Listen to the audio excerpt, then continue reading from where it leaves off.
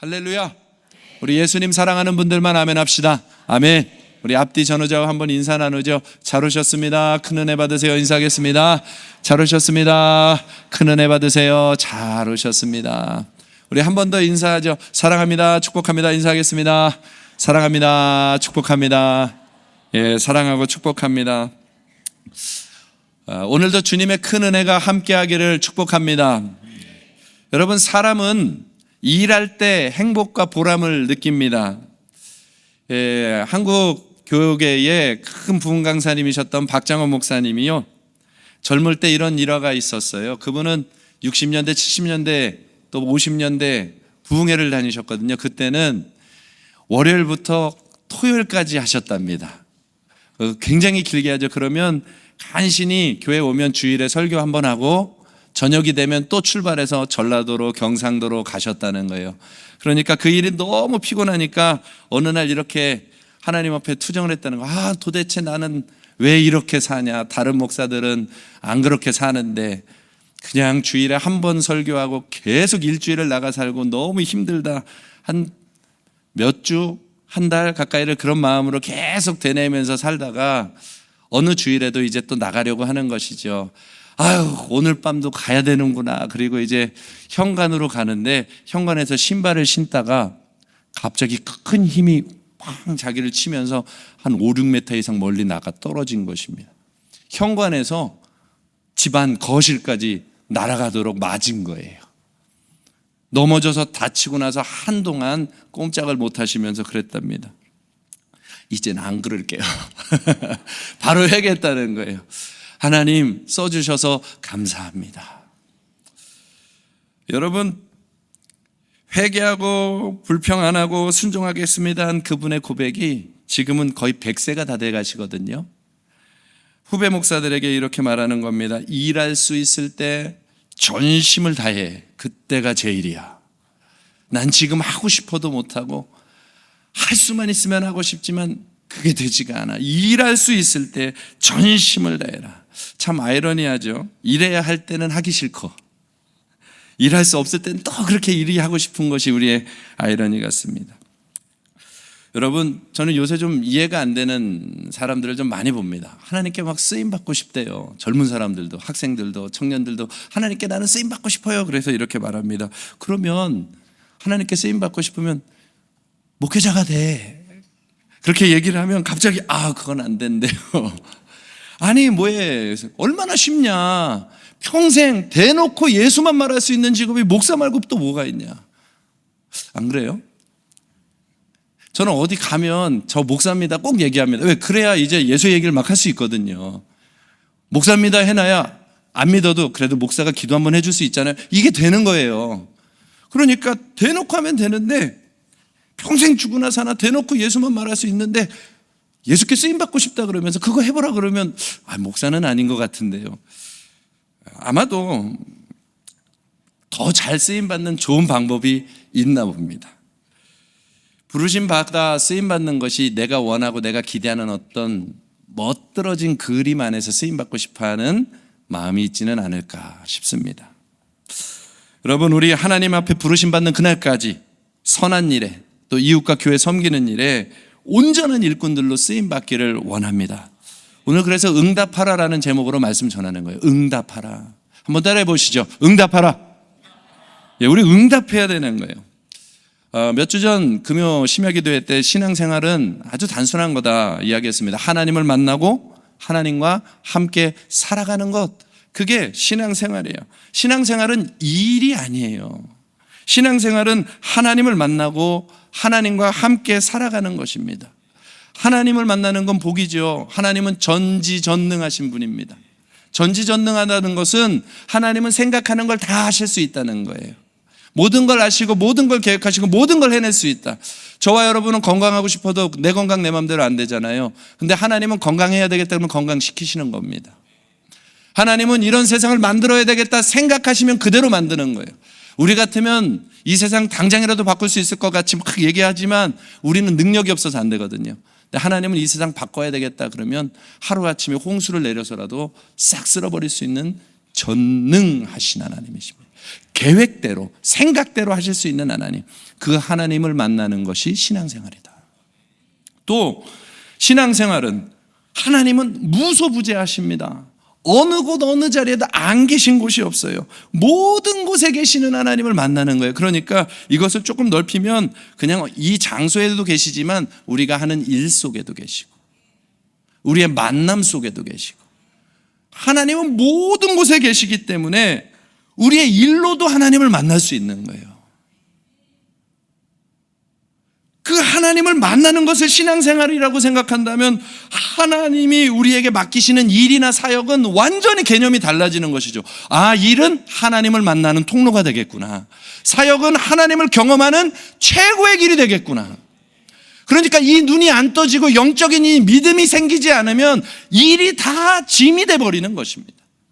그러나 하나님의 일은 나를 하나님을 만나게 하는 통로라고 하는 것. 그걸 알게 되면 우리의 삶은 완전히 달라지는 것입니다. 한 부자가요, 좀 삶이 어려워져서 자기 집에 있는 좋은 것들을 경매에 내놓기 시작한 겁니다. 귀중품을 경매한다고 하니까 사람들이 부잣집에서 좋은 물건 나온다고 다 몰려든 거죠. 드디어 이 경매가 시작되었습니다. 이 경매를 진행하는 경매사가 부자가 내놓은 귀중품들 중에 제일 별 볼 일 없어 보이는 것을 하나 집은 겁니다. 구석에 박혀 있었던 먼지가 잔뜩 쌓여 있는 바이올린 하나를 잡은 거죠. 그리고 이제 이 바이올린부터 시작하겠습니다. 아무도 안 삽니다. 가격이 막 내려갑니다. 몇만 원밖에 안 돼요. 그래도 안 삽니다. 근데 그 바이올린을 유심히 보던 한 노신사가 앞에 나오더니 바이올린의 먼지를 털어내기 시작합니다. 그리고 음을 조금 조율합니다. 그리고 연주를 시작합니다. 순식간에 경매장 분위기가 음악회장으로 바뀌는 거죠. 얼마나 감동적인 연주가 되는지 눈물이 쏟아질 만큼. 그리고 나서 연주를 마치고 악기를 딱 내려놓고 가는 순간 그 바이올린 경매가가 올라가는 거예요. 알고 보니까 그 바이올린이 명품 바이올린, 명기였던 거죠. 누구 손에 잡히느냐에 따라 명품 바이올린도 먼지 덩어리가 될 수도 있고 명기가 될 수도 있는 것입니다. 우리 안에 감춰진 가장 아름다운 것을 꺼내 올려주실 분이 계시다 이 말이에요. 그분이 우리를 부르고 계신다는 거예요. 그분이 우리를 만드신 하나님이시기 때문에 온전한 응답은 최고로 나아가는 길이라는 거예요. 하나님을 만나는 길.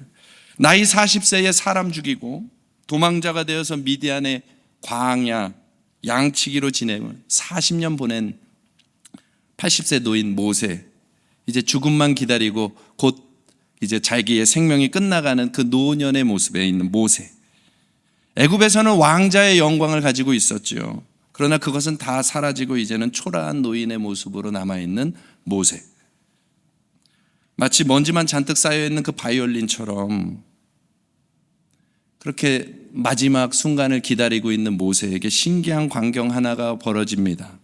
떨기나무에 불이 붙어서 꺼지지 않는 장면이 눈에 들어오는 것입니다. 한참을 지켜봐도 꺼지지가 않아요. 이상하다. 무엇에 홀린 듯이 불 가까이로 다가갔을 때 거기서 음성이 하나 들리죠. 출애굽기 3장 4절에 모세야 모세야 하시고 불렀다는 것입니다. 신기한 불을 보러 온 모세를 향해서 하나님이 그를 부르시기 시작하는 겁니다. 이스라엘 민족이 가장 크게 고통을 받고 있을 그때 그들을 건져낼 사람으로 피택받는 장면이 오늘 이 말씀이죠. 오늘 이 말씀을 묵상하면서 그런 생각을 좀 해봤습니다. 우리 교회가 이런 교회면 얼마나 좋을까? 하나님의 살아계심을 보는 신비한 불이 붙어있는 교회. 아, 저 예수마을교회는 하나님의 살아계심이 있는 것 같아. 하나님을 만날 것만 같아.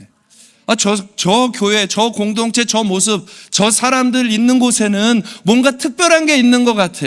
왜 불이 꺼지지가 않지? 왜 웃음이 멈추지가 않지? 왜 사랑의 따뜻함이 있지? 그냥 그것이 계속 사라지지 않는 것 같아서 갈 길 모르고 소망 없고 목적도 모르고 방향도 잃어버린 사람들이 흔들흔들 거리다가 저긴 이상하다 한번 우연히 찾아왔다가 신비한 불 따라 왔다가 내가 너를 부른 거야. 주님을 만나고 구원함을 얻게 되고 새로운 길을 찾게 되는 그런 교회. 여러분, 우리가 함께 꿈꿀 수 있지 않겠습니까? 하나님이 우리 교회에 그 꿈을 가지고 계시지 않겠습니까? 아니, 저와 여러분에게 그걸 가지고 계시지 않을까요? 야, 저 사람은 얼굴에 왜 불이 붙어서 안 꺼지냐? 저 사람은 왜 예수 얘기가 자꾸 나오냐? 저 사람은 뭔가 힘이 있는 것 같다. 그 불이 꺼지지 않는 것을 보고 의원이 왔다가 그게 바로 나를 부르는 소리였다는 것을 알게 되는, 사실 여기 계신 분들 다 그렇게 오신 거 아닙니까? 예수말교회 처음 오실 때 상가 어디에 교회가 있었는데 거긴 뜨겁던데 인생에 문제 많은데 거기 한번 가볼까? 신기한 불에 이끌리듯이 와가지고 예수님 만나고 헌신하고 하나님의 자녀가 되고, 여러분, 그게 우리 예수말교회 아닙니까? 저는 우리 교회가 다시 이 불이 선명하게 보여지기를 원합니다. 교회는요, 일하는 곳이 아닙니다. 주님을 만나는 곳이죠. 신앙생활은요, 일이 아닙니다. 주님을 만나는 것이죠. 주님하고 사는 것이 가장 행복한 것입니다. 다시 원점으로 좀 돌아갑니다. 여러분, 모세처럼 부름 받으셨습니까? 아니면 혹시 부르실까 봐 무섭습니까? 하나님이 나 부르시면 안 되는데 벌써 12월이 다 돼가네요. 하나님, 내년에 이 직분자로 나를 부르시면 안 되는데 막. 여러분, 부르실까 봐 두렵습니까? 여러분, 어디서 불리느냐가 우리의 미래를 좌우하는 것입니다. 사람은 다 어딘가에서 불리거든요. 병원에서 불리면 환자예요. 경찰서에서 불리면 범죄자예요. 하나님이 부르시는 것은 하나님 나라 일꾼으로 부르시는 겁니다. 천국의 백성으로 부르시는 겁니다. 정말 하나님 만나고 싶으십니까? 그러면 오늘 말씀 제목을 다시 한번 해보십시다. 응답하라. 오늘 밤에 응답하고 나아가기를 바랍니다. 첫째는 이것입니다. 하나님의 부르심에 응답하라. 제가 어디에 강조했죠? 하나님의 부르심에 응답하라. 그냥 부르심이 아니라 나를 부르신 분이 누구다? 하나님의 부르심에 응답하라는 거예요. 지금도 부르심이 계속해서 지나가고 있습니다. 저와 여러분을 하나님 만나게 할 거룩한 부르심이 계속 지나가고 있는데 다 놓치고 있는 것입니다. 여러분, 모세는 장인 이드로의 양무리를 치다가 떨기나무에 붙은 불 보고 찾아가서 하나님의 음성 듣고 부르심을 받았습니다. 그런데 만약에요, 그 떨기나무 불을 보고도 그냥 지나갔으면은요, 부르심 자체가 없는 것입니다. 떨기나무에서 들려주시는 주님의 음성, 이스라엘을 구원하라 라고 하는 이 음성을 들었는데 듣자마자 그건 부담되네 하고 떠나갔으면 여러분, 그 부르심은 아무것도 아닌 것입니다. 저와 여러분 앞에 수많은 부르심이 그냥 지나간다는 것입니다. 저와 여러분의 앞에 우리의 일상 곁에 하나님의 부르심이 지나가고 있습니다. 모세가 떨기나무 앞에서 하나님의 음성을 들으니까 특별한 것 같지요? 아닙니다. 이 강단에서 선포되어지는 주의 음성이 여러분들을 부르고 계시는데 이 들려오는 음성을 그냥 관심 없이 귀 닫고 걸어가면 그 일상에 지나가 버리는 하나의 음성 이상도 안 되는 것이다 이 말이에요. 떨기나무 앞에서 아무리 들어도 그건 아닌데요, 돌아가면은요 아무것도 아닌 것이죠. 그러나 모세는 그 부름을 받았다는 것입니다. 저와 여러분은 정말 부르심을 받았습니까? 나의 부르심은 무엇일까? 모세처럼 하나님이 내 앞에 가져다 준 그 삶, 하나님이 물어오시는 신앙의 질문, 그것이 바로 우리를 부른 부르심이다 이 말이에요. 모세는 이스라엘 백성으로 태어났습니다. 비록 이 애굽의 왕자였지만 이스라엘을 구원해야 될 것 같은 간절한 책임감이 생겼습니다. 지금 마지막 순간까지도 하나님은 이스라엘 백성을 건져내는 그 마음, 그것을 그에게 명령하고 계십니다. 모세의 삶의 모든 배경이 부르심의 배경이 되어지는 것입니다. 마찬가지로 저와 여러분의 마음도 똑같은 것이죠. 하나님은 믿음의 사역에 우리를 부르고 계십니다.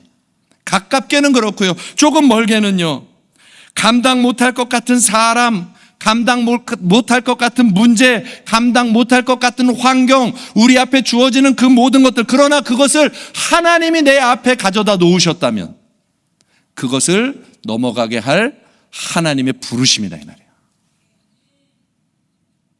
우리가 예수를 만나고 구원함을 받아 하나님의 자녀가 되었는데 우리 앞에다가 가져다 놓은 모든 문제들, 상황들, 환경들, 조건들은 하나님과 함께 걸어가도록 나를 부르신 부름의 자리다 이 말이에요. 그래서 이 상황을 누가 놓으셨다고요? 하나님이 부르셨다. 그걸 아멘하고 믿음으로 응답할 때 새 일이 시작되는 거예요. 이 상황을 누가 주셨다? 하나님이 주셨다. 이 사역을 누가 주셨다? 하나님이 주셨다. 이 사람을 누가 주셨다? 하나님이 주셨다. 하나님의 부르심에 응답하는 것입니다. 그러면 달라지는 것입니다. 여러분, 부르심이요, 부담이나 두려움보다는 사실은 하나님의 축복인 것입니다. 어저께 심옥조 장로님이 장로님들 합창단에서 공연하는 것에 초대를 해가지고 KBS 홀에 갔다 왔거든요. 한 100명 가까이 되는 장로님들이 쫙 나와가지고 흰 옷 입고 쫙 나와가지고 찬양을 하는 것입니다. 그런데요, 그 많은 사람 중에 내 눈에는 심옥조 장로님밖에 안 보이더라고요. 진짜로. 얼굴이 커서 그러셨나? 아무튼 그분만 보였어요. 왜요? 그분이 예수마을교회 장로니까요. 저는 예수마을교회 목사니까요. 제 눈에는 그분만 보이게 되는 거예요. 여러분, 부르심이 그런 것입니다. 하나님의 눈에는 모세만 보이는 것입니다. 하나님의 눈에는 이스라엘 백성만 보이는 것입니다. 하나님의 눈에는 부른 그 사람만 보이는 거예요. 하나님의 초집중. 저와 여러분에게 뭔가를 맡기십니까? 하나님이 바로 여러분을 집중하고 있다는 뜻입니다.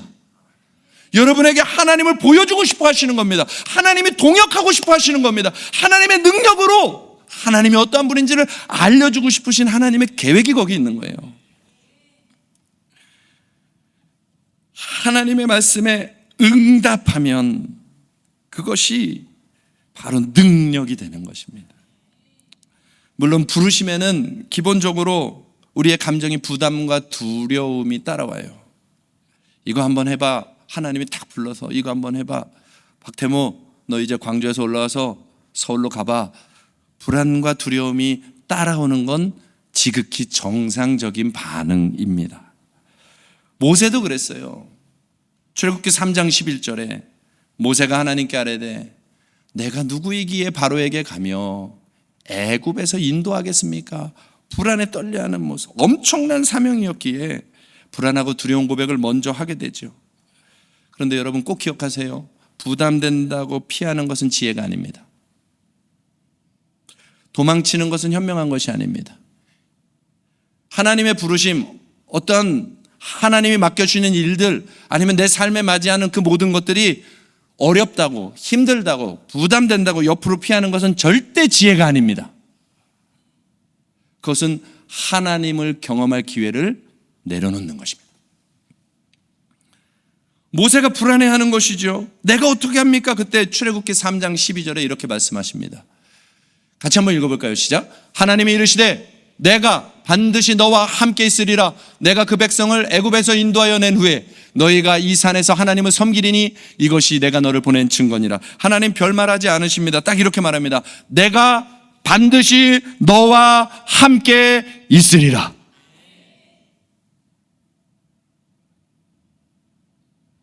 내가 반드시 너와 함께 있으리라.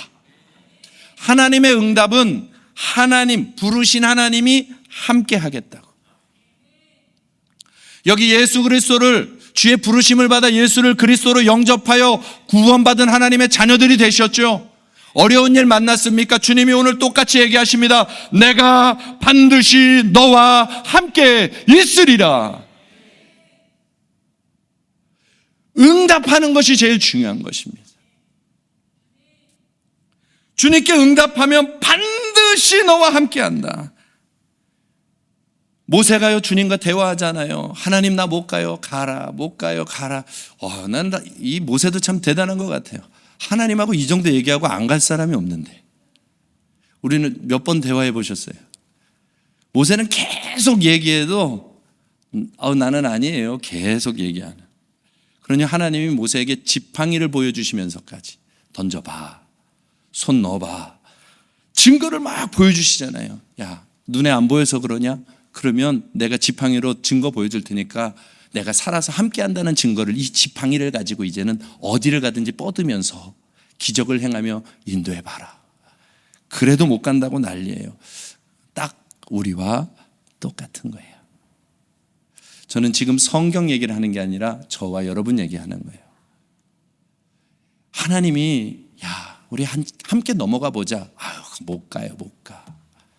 야, 함께 사역해 보자. 그거 못 가요, 못 가. 이거 한번 해보자. 아, 그런 거 안 돼요, 안 돼. 주님이 아무리 얘기를 해도 이미 내 손에서 기준이 다 끝났어.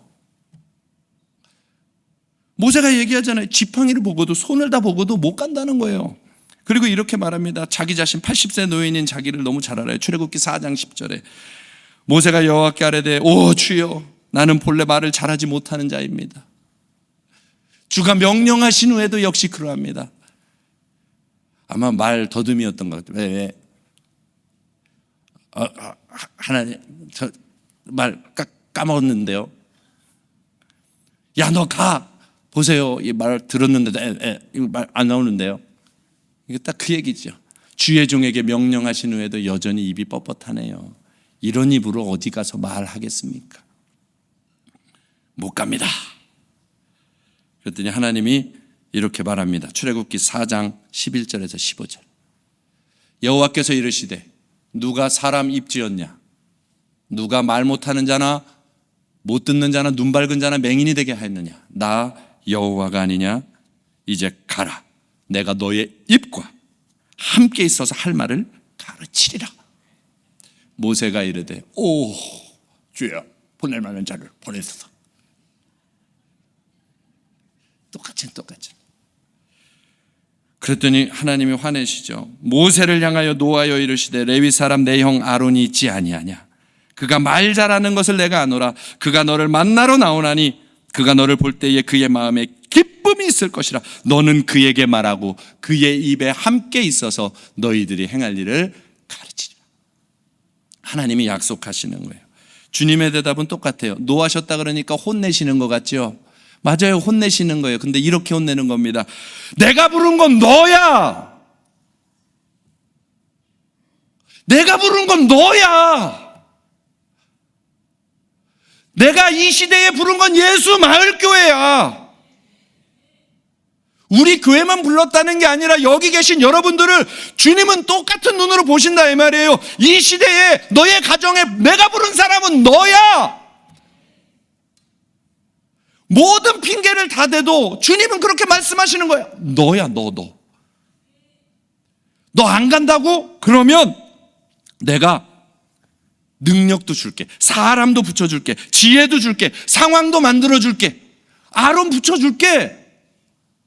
너 할 수 있게 다 해줄게. 지식 줄게, 능력 줄게, 사람 줄게, 지혜 줄게, 상황 만들어줄게, 돈 줄게. 아멘도 한번 할게. 하나님이 하신다 이 말이에요. 너야, 너.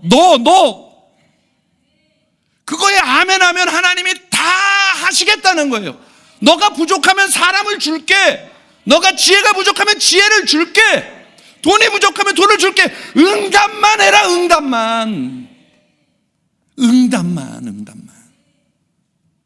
제발 머리 굴리지 말고 응답만 해라, 응답만. 그게 주님의 마음이다 이 말이에요. 사랑하는 성도 여러분들, 주님이 우리 부르셨어요. 하나님의 부르심에 불평과 원망들을 좀 내려놓고 이 거룩한 부름에, 이 소명에 응답부터 하시라. 하나님이 나를 부르셨습니다. 분주해서 못해요. 가난해서 못해요. 무식해서 못해요. 믿음이 없어서 못해요. 기도를 못해요.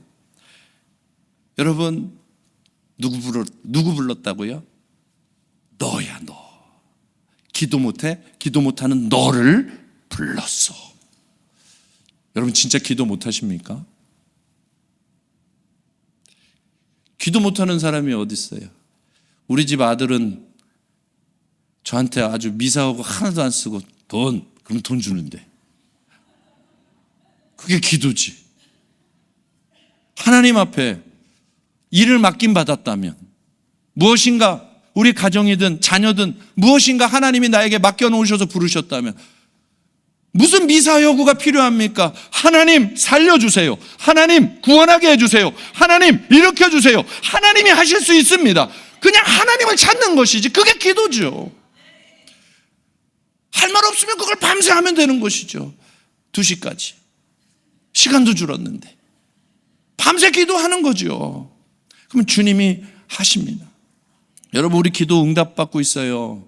오늘 성경이가 서울예대 합격했답니다.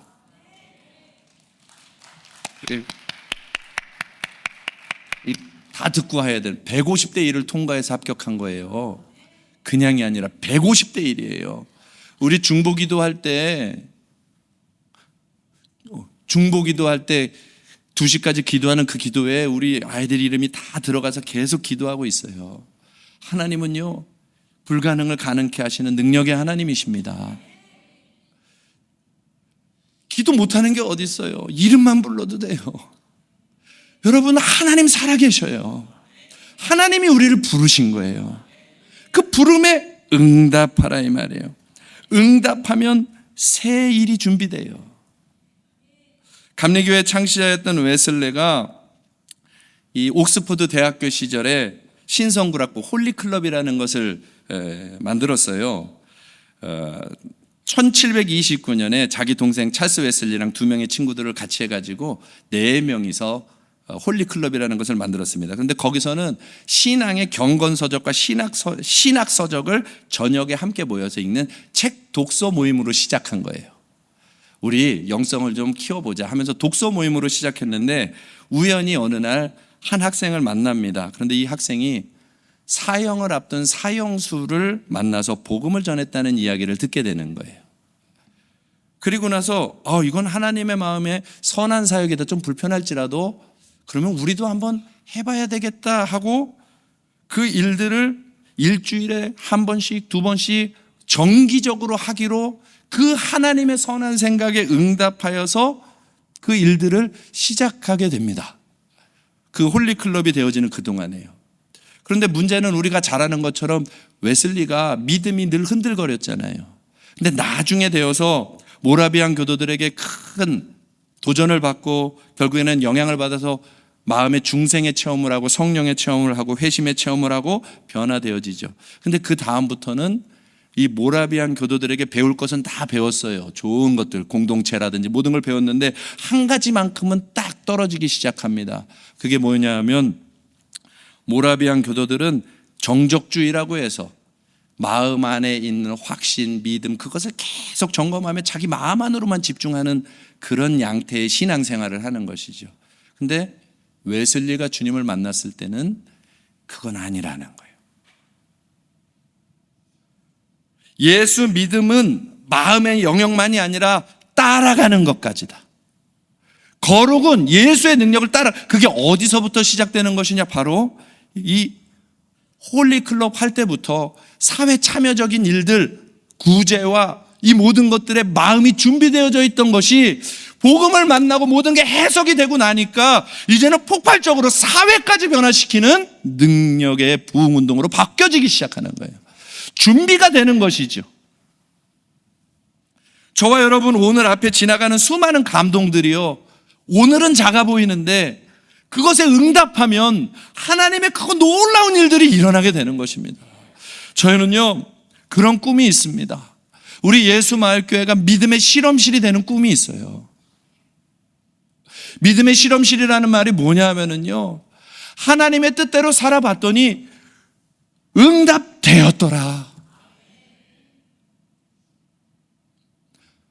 언젠가 안혜건 목사님이 무디 박물관에 그 성경 이야기를 하셨습니다. 성경에 줄들이 다 쳐져 있는데 글씨들이 다 어떤 것은 빨간색, 어떤 것은 파란색. 해봤더니 증명되었더라. 해봤더니 증명되었더라. 그 체크가 다 되어 있다는 거예요. 그게 빼곡하다는 거죠. 우리 교회가 하나님의 부르심, 선한 뜻이라면 작은 것이라도 부르심에 응답하여 하나님의 응답을 경험하는 교회, 살아계신 하나님을 경험하는 교회, 기도하면 응답을 받고 선한 일에 순종하면 열매를 맺고 먼저 그 나라와 그 의를 구하라. 그리하면 이 모든 걸 너희에게 더하여 주시리라. 정말 살아계신 하나님을 경험하는 행복한 교회가 되길 원한다 이 말이에요. 그러려면 무엇부터? 응답하기부터이다 이 말이에요. 하나님이 부르셨구나. 이건 하나님의 계획이구나. 그것에 응답하는 것부터. 저와 여러분이 그렇게 예수님께 응답하면서 행복한 걸음을 걸어가면 좋겠습니다. 예수님 만나서 행복하시죠? 우리 그 행복을 함께 찬양하고 다음 말씀을 좀 듣도록 하겠습니다. 우리 많은 사람들 함께 찬양하시죠. 예수님 만나서 좋으시죠? 우리 함께 찬양하고요. 우리 다시 한번 말씀을 이어가도록 하겠습니다. 주님이 우리를 불러주셨습니다. 수많은 사람들 가운데 저와 여러분을 불러주셨습니다. 축복의 통로들로 불러주셨습니다. 아멘, 할렐루야. 예수님 좋으시죠? 주님이 우리를 부르셨습니다. 그러면 이제 두 번째 우리가 해야 할 것이 있어요. 뭐냐 하면 한번 따라 하시죠. 부르신 하나님의 뜻에 응답하라. 자원하라. 부르신 하나님의 뜻에 응답하는 것입니다. 부르심에 응답한 사람인지는 뭘로 알 수 있냐 하면 그의 행동을 보면 압니다. 마태복음 21장 28절에서 31절에 보면 이런 예를 들어요. 한 아버지가 두 아들에게 이야기를 합니다. 얘야, 포도원에 가서 일 좀 해라. 그랬더니 네 하고 첫째 아들은 안 갑니다. 둘째 아들은 이렇게 합니다. 아, 귀찮아 죽겠어요. 그걸 왜 나한테 시켜요? 그런데 가서 포도원에서 일합니다. 누가 순종하는 아들이냐? 난 성경한 거예요. 누가 순종하는 아들이냐? 그게 주님의 물음이셨어요. 누가 부르심에 응답하는 사람입니까? 네 하고 아무것도 안 하는 사람하고 어떻게 그러다가도 하는 사람하고 누가 부르심에 응답하는 사람입니까? 모습을 보면 부르심을 받은 사람인지 안다 이 말입니다. 모세는 하나님이 본인을 부르셨을 때에 이스라엘 백성을 가나안 땅으로 인도하라고 하는 그 뜻, 하나님의 나라를 세우라는 뜻, 그 뜻에 순종하기로 합니다. 그 뜻에 응답하는 것입니다. 주님, 나도 그 뜻과 같아요. 나를 부르신 하나님께 내가 응답하지만 하나님이 나를 불러서 맡기신 하나님의 뜻에 나의 마음도 같은 마음입니다. 그리고는 자원하여 나아가는 것입니다. 가기 싫어요가 아니에요. 하나님, 나도 이 길을 갑니다. 나도 그것을 원합니다. 그리하여서 40년을 철저하게 사명 완수자로, 때로는 하나님 내 생명을 걷어가 주시고 이스라엘을 건져 주옵소서 말할 만큼 자원함으로 달려나간다 이 말입니다. 그것이 하나님의 뜻에 응답하는 삶이다 이 말입니다. 부름을 받은 이가 따라갈 때 가장 좋은 길이 바로 자원함입니다. 조금 바꿔서 얘기하면 결단입니다. 자원하여 결단하는 것입니다. 나 하나님 따라가겠습니다. 베드로전서 5장 2절에 이렇게 말합니다. 같이 읽어보죠. 시작. 너희 중에 있는 하나님의 양무리를 치되 억지로 하지 말고 하나님의 뜻을 따라 자원함으로 하며 더러운 이득을 위하여 하지 말고 기꺼이 하며. 하나님은 억지로 하지 말랍니다. 일이 또 하나 늘었네. 됐어. 이걸 해야 좀 돈이 좀 벌릴 텐데 됐어. 더러운 이득을 위하여 하지 말라 하십니다. 제가 우리 예수마을교회 오기 직전 한 주에 대한수도원에서 금식 기도하면서 하나님 앞에 구할 때 하나님이 디모데전서 후서를 읽게 하시다가 어떤 특별한 응답을 주시는 것이 아니라 평생의 이 마음을 가지고 가라 하면서 주셨던 말씀이 하나가 있었습니다. 경건을 이익의 방편으로 하지 말아라. 그것이 너의 사역의 모든 것이 되어야 한다. 경건을 이익의 방편으로 쓰지 말아라. 주님 앞에서 그걸로 서려고 하는 것입니다. 사랑하는 성도 여러분들, 예수님을 따라갈 때 다른 목적이 끼지 않으시기를 축복합니다. 나의 걸음을 위하여서 이용하는 사람들 되지 마시기를 바랍니다. 의미가 없는 것입니다. 베드로전서 5장 2절에는 또 이렇게까지 말합니다. 너희 중에 있는 하나님의 양무리를 치되, 개역 한글에는 이렇게 부득이함으로 하지 말고 오직 하나님의 뜻을 쫓아 자원함으로 하며 더러운 일을 하지 말고 오직 어떻게 하라고요? 즐거운 뜻으로 하라.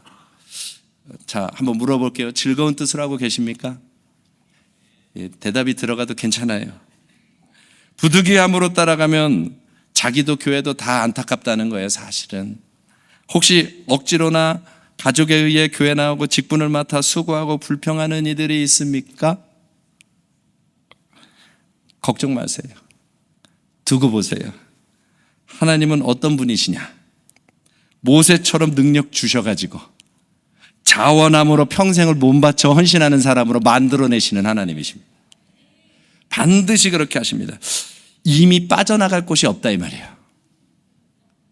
빠져나갈 곳이 없어요. 하나님은 잡은 고기 안 놓치십니다. 절대 안 놓치십니다. 베드로 보세요.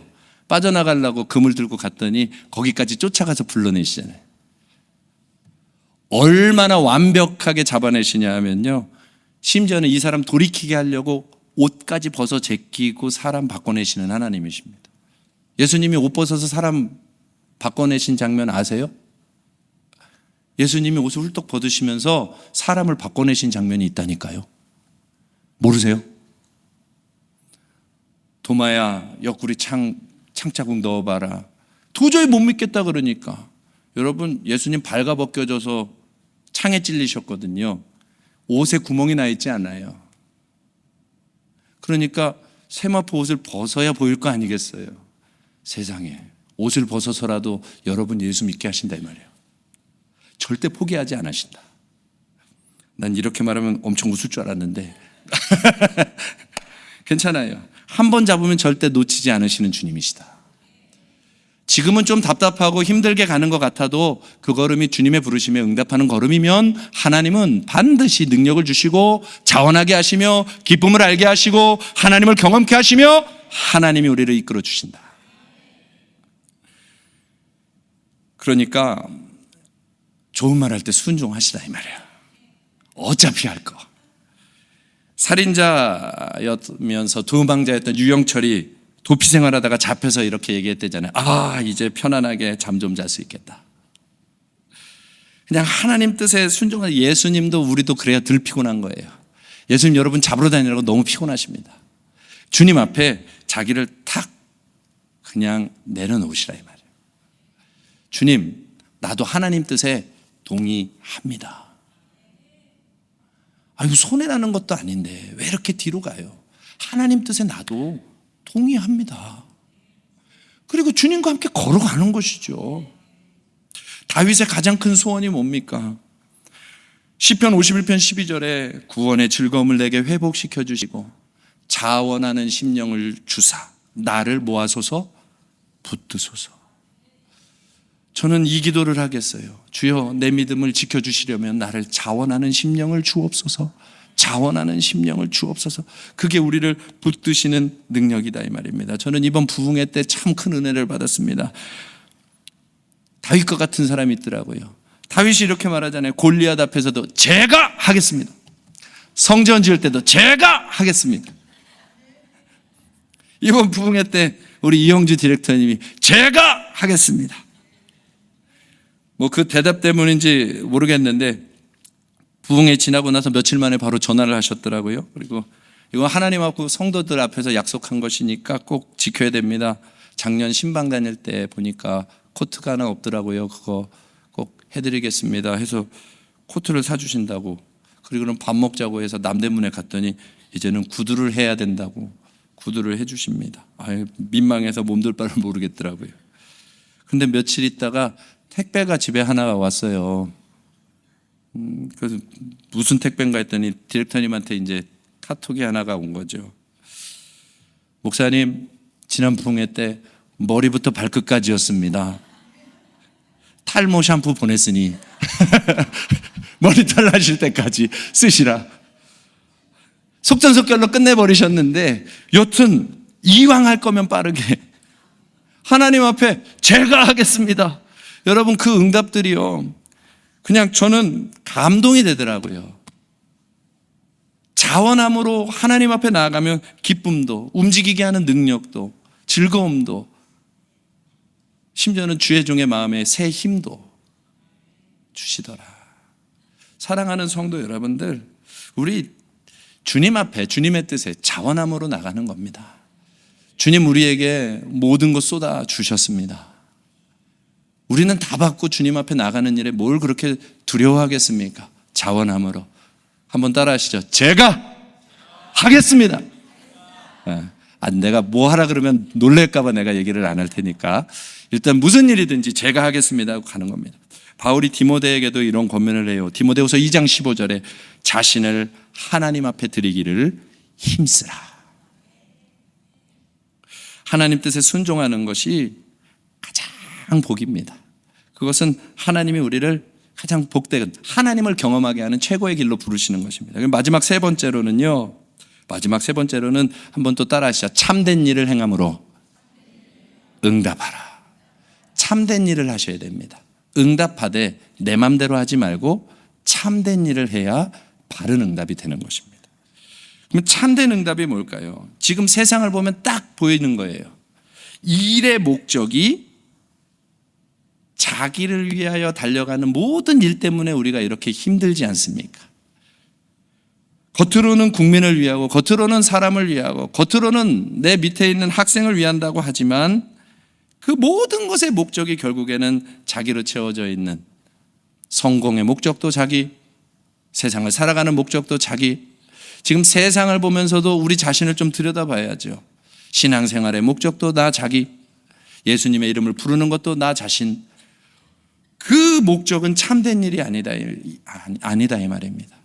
어떤 일이든지 그 일의 목적이 온전해질 때 참된 일이 되는 것입니다.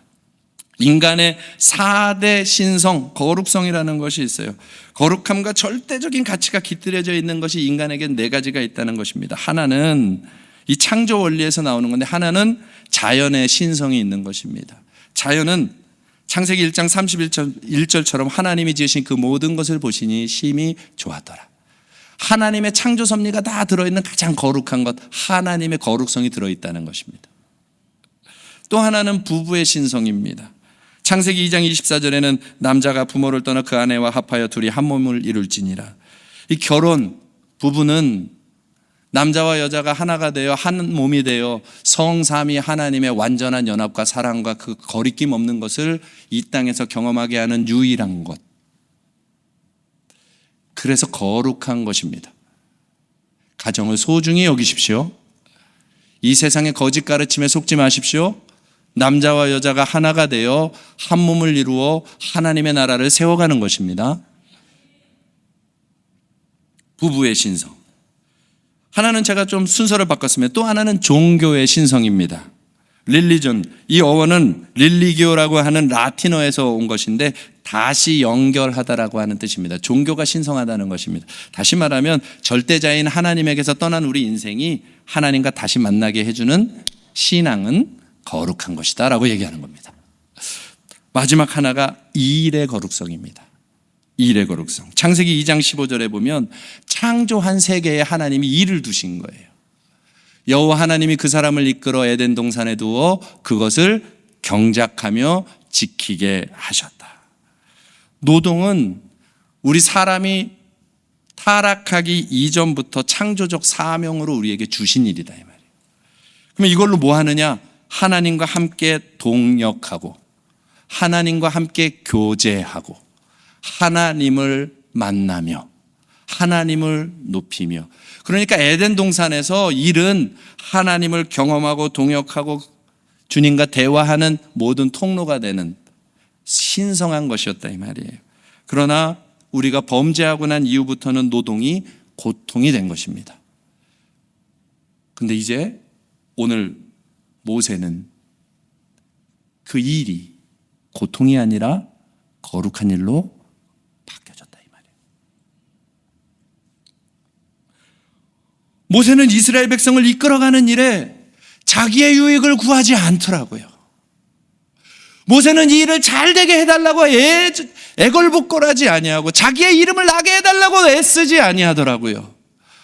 오직 모세는 이 일을 하면서 한 가지를 구하더라고요. 출애굽기 33장 18절입니다. 같이 읽어보시죠. 시작. 모세가 이르되 원하건대 주의 영광을 내게 보이소서. 하나님이 이스라엘 백성을 이끌고 가고 싶은데요, 내가 원하는 건 주의 얼굴의 영광입니다.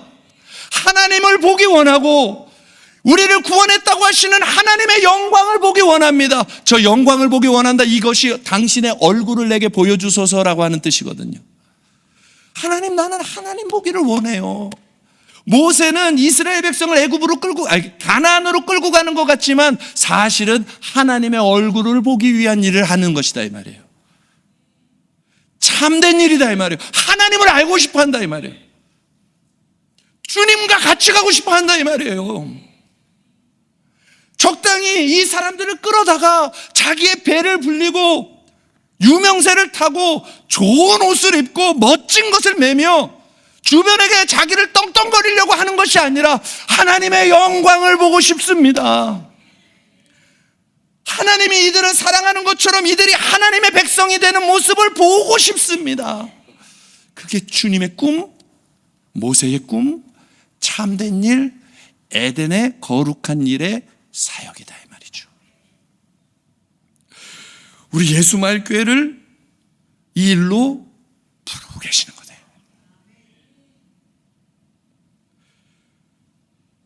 이 일을 함께 하고 싶은 것입니다. 여러분을 예수마을교회로 하나님이 부르신 것은 바로 이 하나님의 거룩한, 하나님을 가지고 하나님과 함께 살다가 천국까지 하나님 일을 하며 가는, 주님과 교제하며 깊어지는 사람들로 모아 나라와 민족까지도 거룩으로 물들여가는 그런 교회 세우려 하신다 이 말이에요. 구체적으로 앞으로 어떻게 진행될지 하나님만이 아시겠죠. 그러나 여러분이 마음을, 우리의 마음의 갈망으로 품어야 되는 거예요. 하나님, 나는 내 인생의 성공보다 하나님의 영광 보기 원합니다. 하나님의 얼굴 보기 원합니다. 그 일에 이스라엘 200만을 끌고 가라 하신다 할지라도 나를 드리겠습니다. 여러분, 이것이 주님의 참된 일이라는 것입니다. 그 일을 위하여 할 일이, 오늘 꼭 이 말씀을 전하라고 하셨어요. 그 일을 위해 할 일이 기도인 것입니다. 그 일은 마음 먹는다고 가는 길이 아니라, 안다고 가는 길이 아니라 하나님의 능력으로만 가는 것입니다. 모세가 이스라엘을 이끌어가는 그 힘은 기도에서 나온 것입니다. 모세는 오직 기도로만 삽니다. 백성이 원망을 해도 기도, 홍해가 가로막힐 때도 기도, 난관에 부딪힐 때도 기도, 아무 탈이 없을 때도 기도합니다. 평상시에도 기도합니다. 출애굽기 33장 7절에서 8절에 보면 모세가 항상 장막을 취하여 진 밖에 쳐서 진과 멀리 떠나게 하고, 회막이라 이름하니 여호와를 앙모하는 자는 다 진 바깥 회막으로 나아가며, 모세가 회막으로 나아갈 때는 백성이 다 일어나 자기 장막문에 서서 모세가 회막으로 들어가기까지 바라보며, 날마다 이동했다가 장막이 쳐지면 그 회막으로 밤이 되면 모세는 나가는 것입니다. 이상이 없어도 나가는 거예요. 왜? 하나님과 이야기하려고.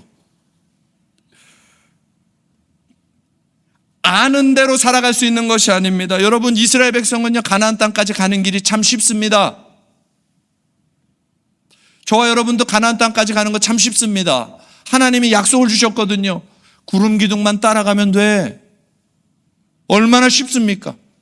구름 기둥만 따라가면 가나안까지 다 갑니다. 그런데 다 무너졌습니다.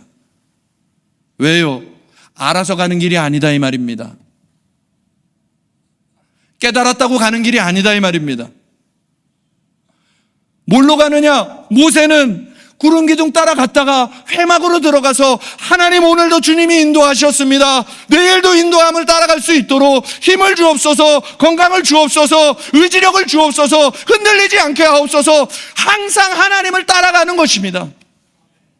성령의 충만함을 받지 아니하고는 우리가 원하는 그 거룩한 일들, 우리가 생각하는 그 이상적인 것들을 만들어낼 수가 없습니다. 여러분, 비판하는 소리는 참 많습니다. 교회가 이래야지 저래야지. 그러나 기도하는 사람이 없습니다. 기도만이 갈 수 있습니다. 기도만이 일어날 수 있고, 기도만이 주님 따라갈 수 있으며, 기도만이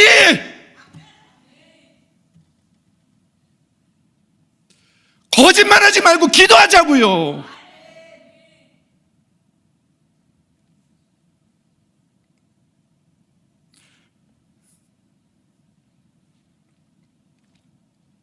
하나님 우리와 함께 하십니다. 주님을 향하여 나아가면 하나님은 반드시 힘주십니다. 저 자신에게도 찔리고 우리 모두에게 하나님이 요청하시는 바 아닙니까? 예수님이 부활하시고 나서 승천하시기 전에 뭐 말씀하십니까? 예루살렘 떠나지 말고 성령의 충만함을 받아라. 그때서야 나의 길을 갈 수 있게 될 것이다. 사랑하는 성도 여러분들, 오늘 기도의 결단부터 하십시다. 참된 일에 응답을 하십시다. 우리가 아는 모든 것은 기도로만 갈 수 있습니다. 기도로 주님을 찾는 것이죠. 에베소서 5장 18절에 술 취하지 말라. 방탕한 것이니 이는 오직 성령의 충만함을 받으라. 말씀과 명령을 몰라서 못 가는 것이 아니에요. 회막에 들어갈 때 갈 수 있는 것입니다. 기도하면 가는 것입니다. 여호수아는 모세가 들어가도 회막을 떠나지 아니하고 계속 남아서 기도했다고 이야기하고 있습니다. 주님이 저에게 하시는 말씀이죠. 우리 목사님의 모든 사역의 뒤를 이어서 여호수아야 너는 회막을 떠나면 안 되는 것이란다. 우리 함께 기도하며 나가자고요. 기도하는 자가 이깁니다. 기도하면 끝까지 승리합니다.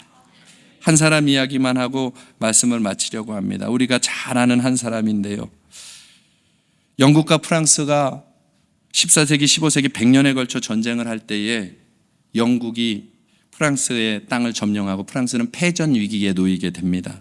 그때 한 소녀가 나타나지요. 잔다르크라고 하는 소녀입니다.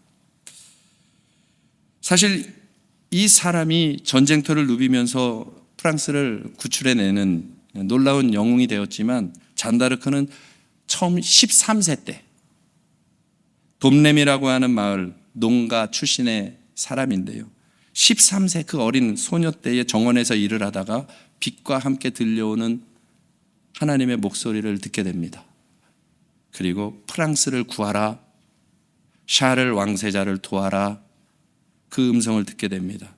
단순한 체험이 아니라 이건 하나님의 명령이다, 부르심이다 하고 그것을 사명으로 잡게 됩니다. 그리고 나서 그날부터 매일 기도와 단식을 하기 시작합니다. 13세 소녀가 이제 16세가 되었을 때, 매일 기도와 단식을 하며 살아가던 16세가 되었을 때 다시 한번 하나님의 음성이 들려옵니다. 지체하지 마라. 지체하지 마라. 드디어 하나님의 음성이 들려왔어요. 그 음성을 듣고 샤를 7세 왕세자를 찾아갑니다.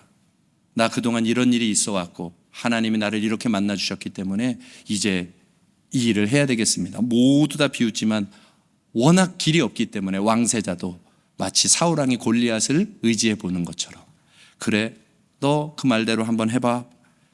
십자가를 깃발을 들고 백마를 타고 그 군인들 전장을 다니면서 한마디만 하는 것입니다. 하나님은 우리 편입니다.